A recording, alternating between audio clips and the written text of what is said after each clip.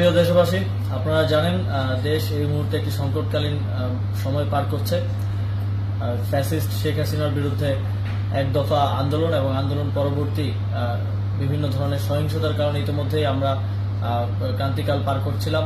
আপনারা জানেন দেশের লক্ষ লক্ষ কোটি টাকা পাচার হয়ে গেছে, লক্ষ লক্ষ কোটি টাকা ঋণের মধ্যে দেশ রয়েছে।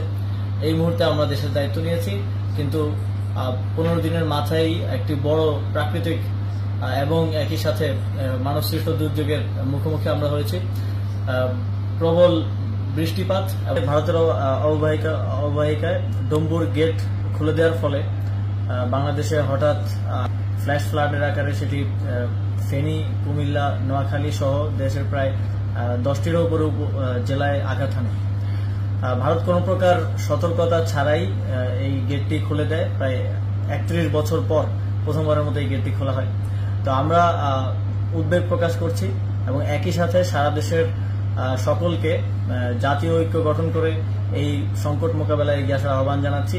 ঠিক যেভাবে ফ্যাসিস্ট সরকারের বিরুদ্ধে আমরা জাতীয়ভাবে সবাই ঐক্যবদ্ধ হয়ে লড়াই করেছিলাম, ঠিক একইভাবে দেশের জনগণকে যার যার জায়গা থেকে লজিস্টিক সাপোর্ট দিয়ে এই বন্যার্তদের পাশে দাঁড়ানোর আহ্বান জানাচ্ছি।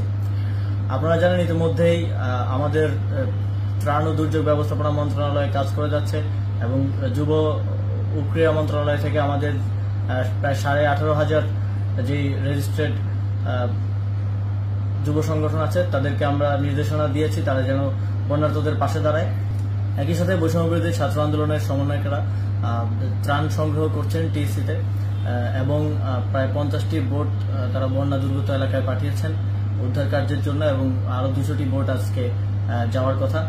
তো সার্বিকভাবে সারা দেশের জনগণকে আবার আহ্বান জানাই, যারা ব্যবসায়ী আছেন আপনাদেরকেও আহ্বান জানাই, দেশের এই সংকটকালে আপনারা এগিয়ে আসুন এবং এই পরিস্থিতি মোকাবেলায় সকলে ঐক্যবদ্ধ হয়ে সহযোগিতা করুন।